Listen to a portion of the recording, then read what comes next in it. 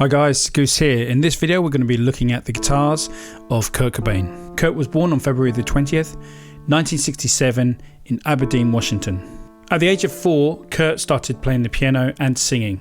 His early influences were the Ramones, Electric Light Orchestra, the Beatles and the Monkees. On his 14th birthday in 1981, Cobain's uncle offered him either a bike or a used guitar, and Kurt chose the guitar. Soon afterwards he was able to play Led Zeppelin's Stairway to Heaven, Louie Louie and Queen's Another One Bites the Dust. He then began working on his own songs. Kurt always played the guitar left-handed, despite being forced to write right-handed at school. Kurt said of his first guitar, "As soon as I got my guitar I became so obsessed with it." And this is a photo of Kurt's first guitar. This photo was taken in a trailer in Montesano. And apparently Cobain's family still own this guitar today. As you can see, it's some kind of an Explorer shaped guitar, but it's probably a cheaper copy that would have been for sale in the Sears catalogue. As you can see in this photo taken in 1982, Kurt has strung this guitar for a left-handed player. This next guitar is a 1970s Univox High Flyer Phase 3 guitar. This photo was taken around 1986. This would have been manufactured from the mid to late 70s. This guitar featured a solid poplar body, a maple neck, rosewood fingerboard and a scale length of 24 inches. It had 2 pickups, a 3-way selector switch, master volume and tone controls. And this guitar was a copy of the Moss Wright Ventures model. Kurt says of Univox guitars, "I really like Univoxes and that's what I play all the time, but they are hard to find because they are Moss Wright copies that were made in the late 60s and early 70s. You just have to find them by chance in pawn shops, and I'm going to keep breaking them every time I get one." Kurt used this guitar from around the mid-1980s until 1988. And he can be seen using this guitar on early Nirvana gigs from 1987. The Phase 3 High Flyer guitars were the first to feature 2 humbuckers. Kurt painted his pickguard pink, and he also covered the body entirely with stickers. On October the 30th, 1988, at Evergreen State College, Olympia, this was the first show at which Kurt smashed his guitar beyond repair, the classic Sunburst Univox High Flyer. This next guitar is a Mustang that first appeared in late 1988, and this guitar would replace Kurt's Univox High Flyer, which was destroyed. Also guys, you'll notice this is a left-handed model. It was first played at Speedio Tubbs Rhythmic Underground in Bellingham on the 23rd of November 1988. Originally this guitar was red, but then it was sanded down and it was painted green. A Soundgarden sticker was added to the front of the guitar. It had no pickguard on it until 1989 when Kurt added one made from a vinyl LP record called Where Are the Dead by the Thomas Road Baptist Church. He painted the body a light green and added a white pickguard. After this he played a few gigs, then it disappeared. It then reappeared in September 1990 at Pine Street Theatre in Portland, where he subsequently destroyed it. In April 1989, when the Mustang disappeared, we can see Kurt with another Univox High Flyer guitar. And just like his previous Univox, this was the same model that Kurt had purchased. This one had a natural finish, and this was only available during the 3rd phase of production. And this is the first time they offered the guitar with a maple neck. The guitar made its first appearance at the Green River Community College in Washington. We can see it a few months later, but with a red sunburst finish on the body and the headstock. It's believed that Kurt actually spray painted this himself. He wanted to try and make the Univox look sunburst. And this is the guitar that he used on most of the Bleach US tour that started on June the 21st, 1989. On July the 13th, 1989, Kurt smashed the Univox High Flyer Phase 3 at Maxwell's, Hoboken, New Jersey. And 2 days after destroying his Univox High Flyer, Nirvana played at the Green Street Station on July the 15th, 1989, where Kurt was only able to sing and not play guitar, as he had smashed his only guitar. This guitar is Kurt's 1973 Fender Mustang, which was at the Sonic Temple on July the 9th, 1989. This guitar was destroyed at JC Dobbs in Philadelphia, PA on July the 12th, 1989. So this guitar was only used for 3 days, and it was destroyed on the 3rd day. After this, Kurt used and destroyed his Sunburst Univox. The following day on July the 16th, 1989, Kurt traded his smashed up Fender Mustang for a 1970s Gibson Sg, which was hanging on Boston musician Sluggo Corley's wall. Sluggo says, "Kurt asked me if I could have the smashed Gibson Sg I had hanging on my wall. So I said sure, but now I won't have one for my wall." Kurt replied, "I'll be right back." He went out to Nirvana's van and presented me a 1973 Fender Mustang that he deemed beyond repair. Kurt smashed it at the Sonic Temple on July the 9th, 1989, 6 days before the Green Street show. In sort of mock Guitar Hero worship, I asked him to sign it for me. He wrote, "Yo, Sluggo, thanks for the trade. If it's illegal to rock and roll, then throw my ass in jail. Nirvana." He wrote Vox pickup with an arrow, but I have lost that piece of the pickguard. There are also 2 of his flowers he'd like to draw on things. The guitar has a serial number on the base of the neck, 49001853. It is 3 or 4 pieces held together by duct tape. For decades, Corley kept the guitar, after which he decided to sell it in November 2008 to Adam Sender, a New York investor. This guitar is a Gibson Sg. At the time, Nirvana was staying in the apartment of the guitarist of the Grannies, Mr. Sluggo Corley. Sluggo had a Gibson Sg hung on the wall, which he had also smashed at a previous show. Kurt asked him if he could have the guitar, as he thought the damage was minor and he could repair it. In exchange, he gave Sluggo his very first 1973 Fender Mustang, which Kurt had also smashed. Kurt repaired the guitar, painted it light blue, and also installed a humbucking pickup from one of his Univox guitars. He used it for 2 shows before smashing it at Tijuana in Mexico on February 19th, 1990. And here we have another 1970s Univox High Flyer, Phase 3, but this time it's in white. This was a gift from Kurt's girlfriend, Tracy Miranda. Kurt started using this guitar on the road around July 1989. The first time he can be seen using it was on July the 18th at the Pyramid Club in New York. He broke this Univox on November the 11th, 1989 in Berlin. Nirvana had been suffering technical issues all night, and this resulted in the gig being cut short. He destroyed the guitar during the song Breed. This next guitar is a Hagstrom 2F200. This guitar was purchased while Nirvana were touring Europe, mainly in Germany. It was played at their show in Amsterdam in the Netherlands in October 1989. The Hagstrom is a right-handed guitar that Kurt played left-handed. This guitar featured soap bar pickups and also a roller bridge tremolo system. It had a series of switches to turn each individual pickup on and off. The single rotary knob on the lower electronics was a combined volume and tone circuit for additional tonal shaping. It also featured a kill switch on top of the guitar, roughly where you would find the pickup selector on a Gibson Les Paul. This guitar was obviously inspired by a Gibson Sg and a Stratocaster for the headstock. Kurt used this guitar for a few shows in Europe before destroying it just a month later in November 1989 during a show in Italy at the Piper Club. Kurt replaced the destroyed Hagstrom 2 with this Washburn Force 31. This was purchased for him by Jonathan Poneman of Sub Pop Records in Geneva, Switzerland. And this guitar would also be destroyed at the final show of the European tour at the Lame Festival hosted by Sub Pop Records.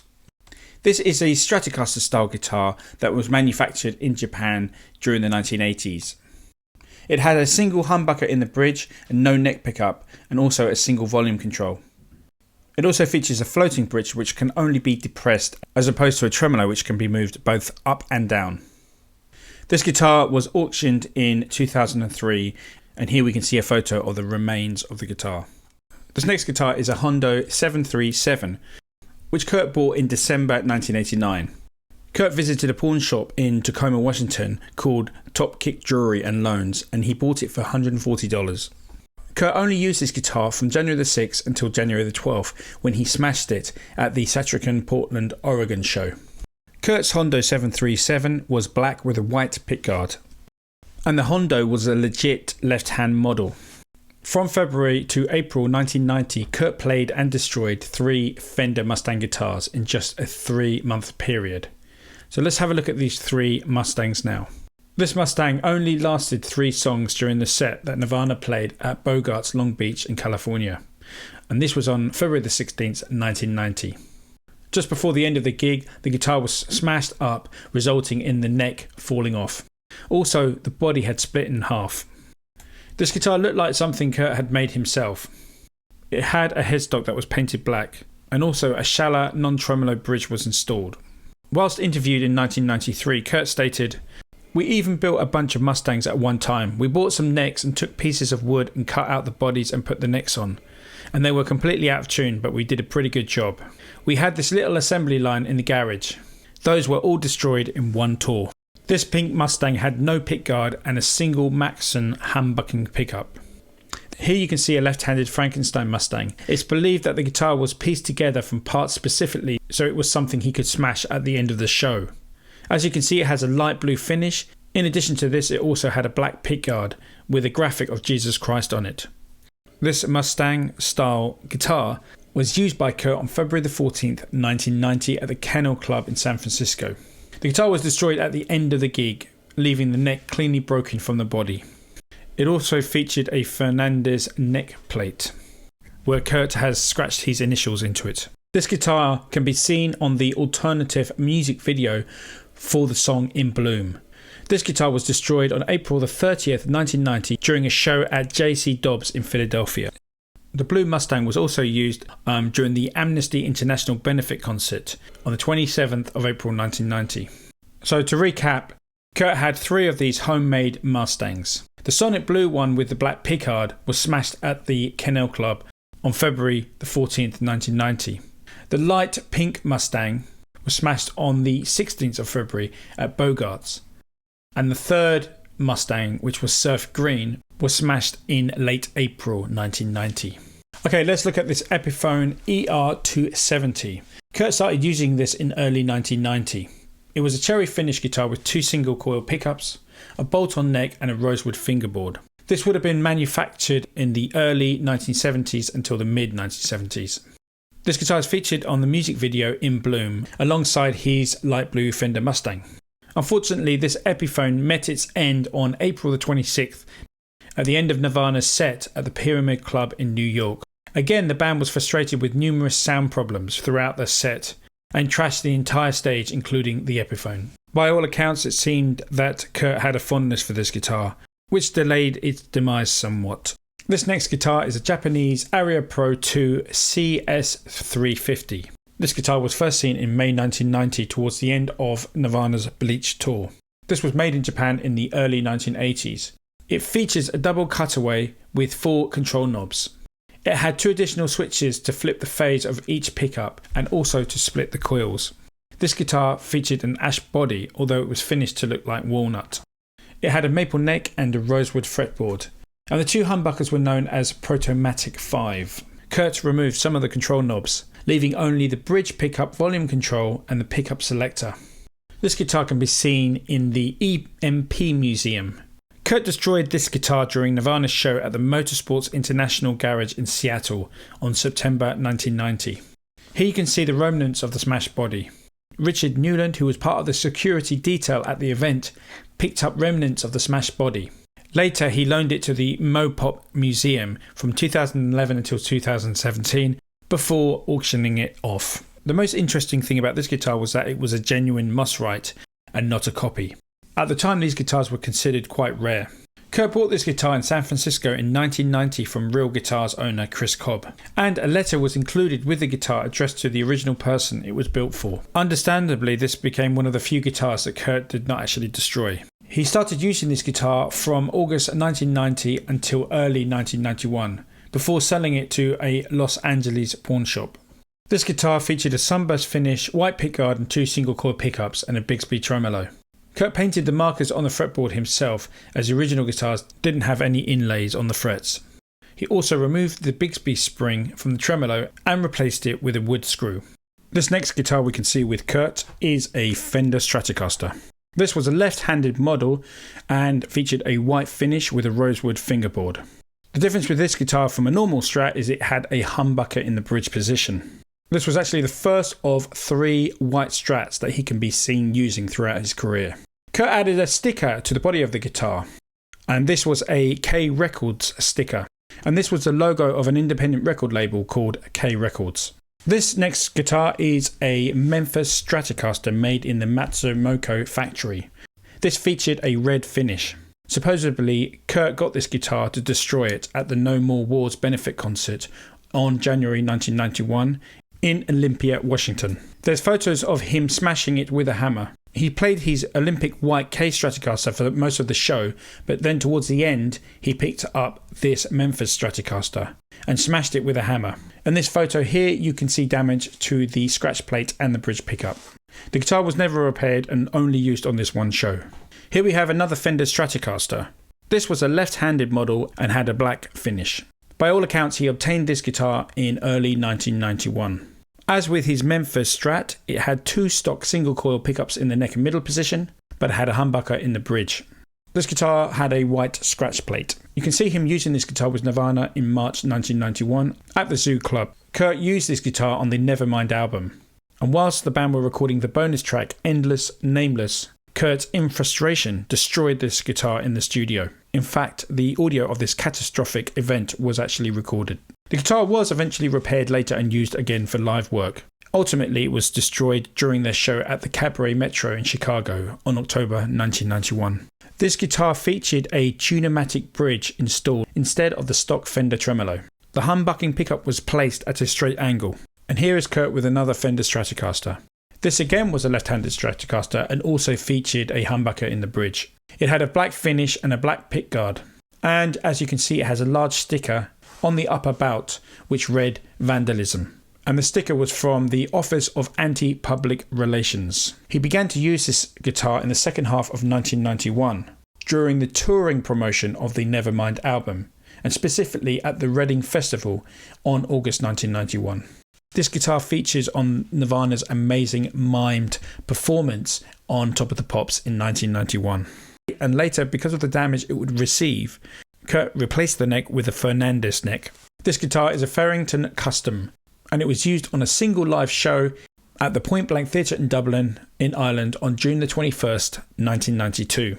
This was made by luthier Danny Farrington. As with Kurt's other Stratocasters, again it featured two single coils and a bridge humbucker. These were all Bartoloni pickups. It also had a Gibson style Tune-o-matic bridge. Danny says of this guitar, "I built this guitar to be a lot like that old Mustang, except we used a Gibson style bridge that's better at keeping the guitar in tune.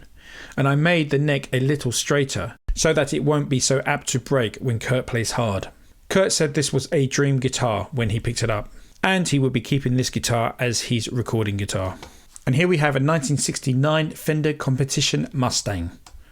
This guitar is best known for its appearance on the music video Smells Like Teen Spirit. The video was filmed on August 17th, 1991. Chris says of this guitar, "If Kurt ever got a new guitar, he would just get infatuated with it. There's like 10 songs right there. He would be playing it all the time, and it's like, look at all these tunes because he liked this new guitar. We bought this left-handed Mustang. We went to this party at the Evergreen State College, and we bought it for like $50 off this dude. So he was compelled. There was this drive. He had a gift as an artist, expressive. He was compelled to do it because he never liked chores. If it was a chore, he'd have nothing to do with it." It's quite possible that Chris was talking about this very guitar, and that this was a guitar that Kurt wrote most of the songs that he later recorded on the Nevermind album. The first gig that it was used on was the Beehive Music and Video Store in Seattle on September the 16th, 1991. In a Guitar World magazine interview in February 1992, "Out of all the guitars in the whole world, the Fender Mustang is my favourite. I've only owned 2 of them. They're cheap and totally inefficient, and they sound like crap and are very small. I also own a 66 Jaguar. That's the guitar I polish and baby. I refuse to let anybody touch it when I jump into the crowd. Lately I've been using a Strat Live because I don't want to ruin my Mustang yet." Fender released a run of 3 Mustangs in their competition series. These were based on Ford Mustang cars from the late 1960s, and this one had a Lake Placid blue finish. Kurt's guitar featured a Seymour Duncan Hot Rails pickup in the bridge position, and Kurt also replaced the bridge with a Goto Tune-o-matic bridge. Decided not to destroy this guitar and actually cared for it. Kurt's widow gave this guitar to a close friend in Seattle.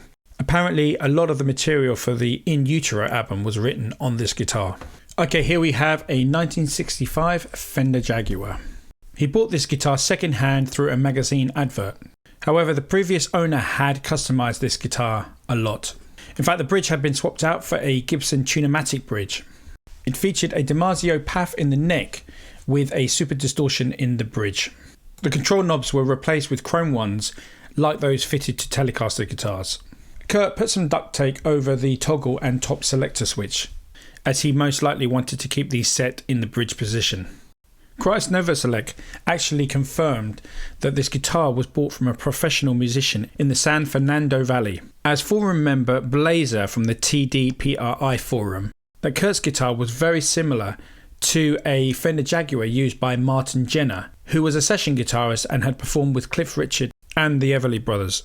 You can see identical mods on the guitar used by Martin Jenner. Therefore, one must draw a conclusion that these are one and the same guitar.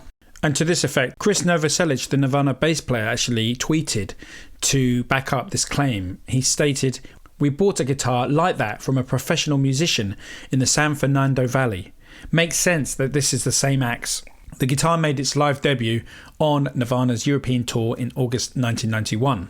And over the tour, this Jaguar guitar would slowly become the guitar that was most favoured by Kurt. And by October 1991, this guitar would be used for most of the set. Kurt would swap the guitar out at the end of the show for a Stratocaster, which he would then destroy. It was also used most notably on the Saturday Night Live show on January the 11th, 1992. There are rumours that this guitar finally ended up with Hole's guitarist Eric Erlandson. In 2011, Fender put this guitar into production as the Kurt Cobain model of the Jaguar, and it was actually based on this very guitar. So as mentioned before, he used his 1965 Fender Jaguar for the main part of his show, and he would swap this out for cheaper instruments towards the end of the set to destroy. One of these sacrificial guitars was a 1991 Fender Stratocaster, and you can see that it has a white finish. The guitar was completely stock and was a left-handed model. Its destruction came on the night of November 23rd, 1991 in Belgium.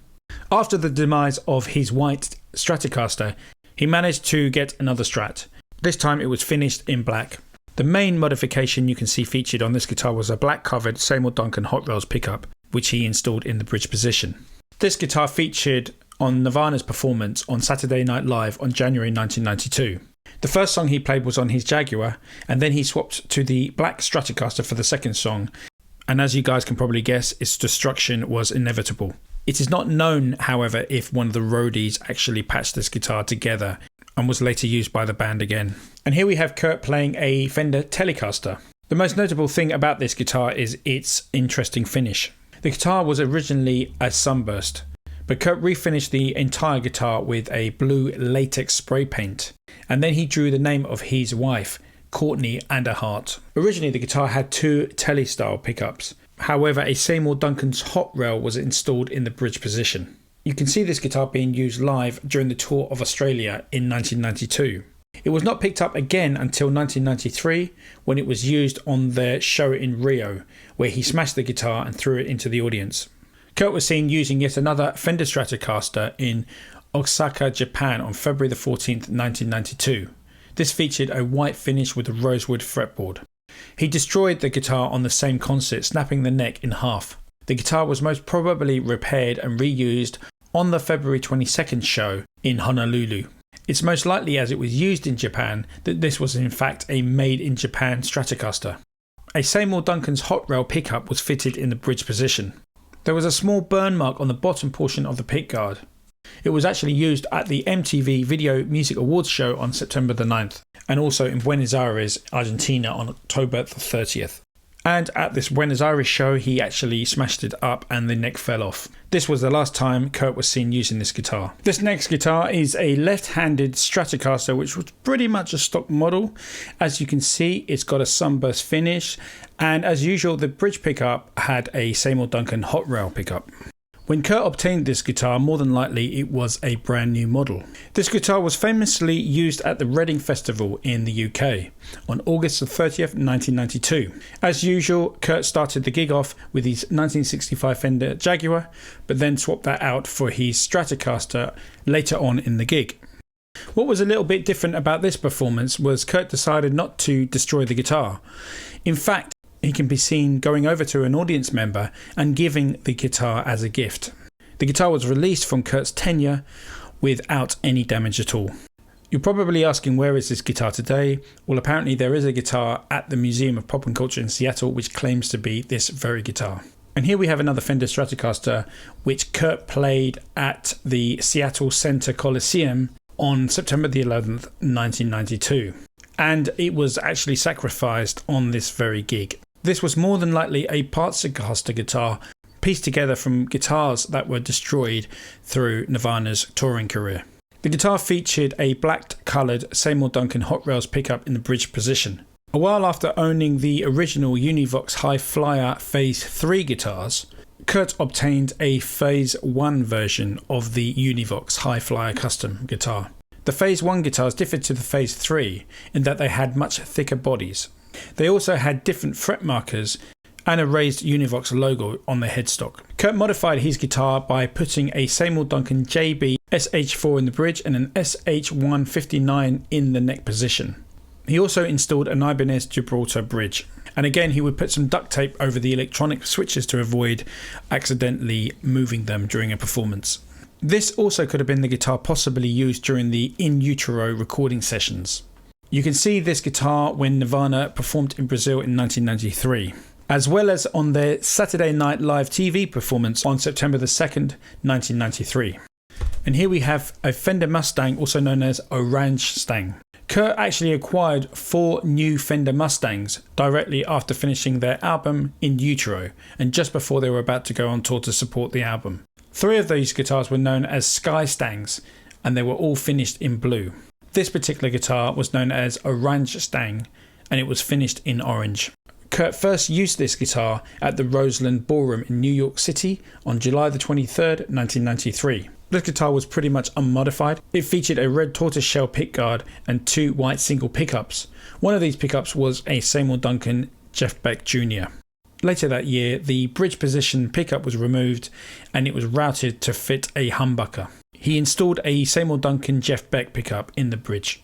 The pickup was replaced with a white perloid one and the white neck pickup was replaced with a black one, although this could have just been the plastic covering.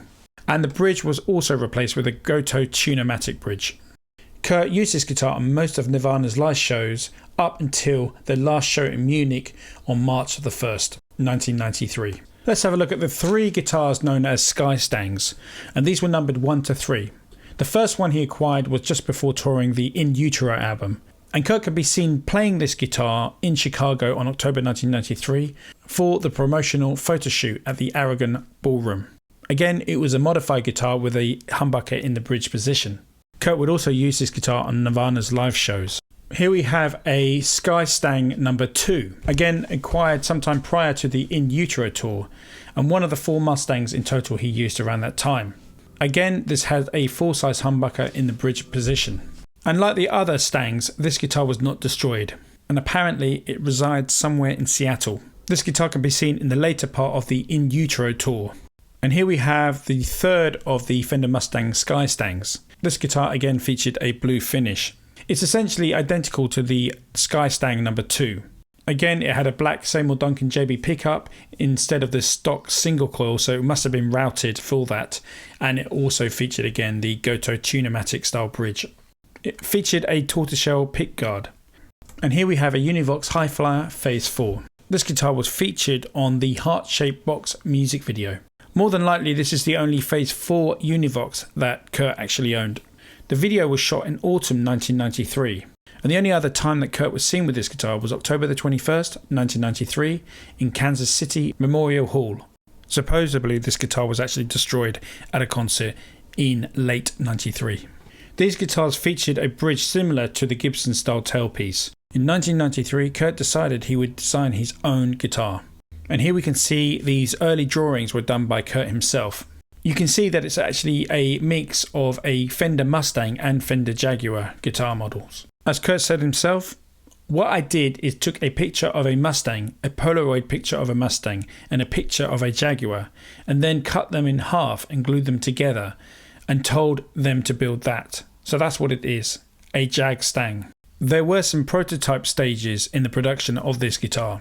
and a Fender custom shop master builder actually built the first prototype and then sent it to Kurt.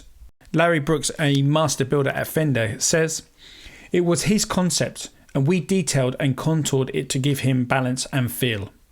He was really easy to work with. I had a chance to sit and talk with him. Then we built him a prototype. He played it a while and then wrote some suggestions on the guitar and sent it back to us. The second time around, we got it right." From December 1993, Kurt started to use the Stang guitar. So it looks like this was the second prototype guitar that Kurt received.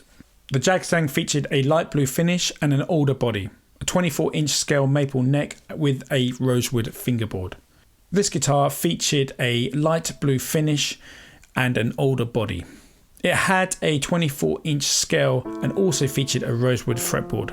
It had a Fender Texas Special single coil in the neck position and a humbucker in the bridge. This was a Damasio H8 pickup. The final production model featured a Seymour Duncan Jeff Beck humbucking pickup in the bridge. Here we have a Fender Telecaster. Kurt received this guitar in 1994. Kurt was never seen using this guitar live. The guitar was modified by Ernie Bailey. It featured Gotoh tuners and a Stu Mac bridge. It had a Gibson PAF in the neck position and a Seymour Duncan Jeff Beck in the bridge. Kurt had decided to take better care of his Fender Mustangs, however he still used disposable guitars. Here we can see a made in Mexico Fender Stratocaster, which featured a black finish. Not much effort was put into maintaining or modifying these guitars because as these guitars were normally destroyed or thrown into the audience. Apparently these guitars were not made in Mexico. They were in fact outsourced to Japan as there were difficulties making a line of left-handed Mexican Strats profitable, but it was still marketed as a Mexican Strat. Now apparently Kurt actually played quite a few of these made in Mexico Stratocasters during late 1993.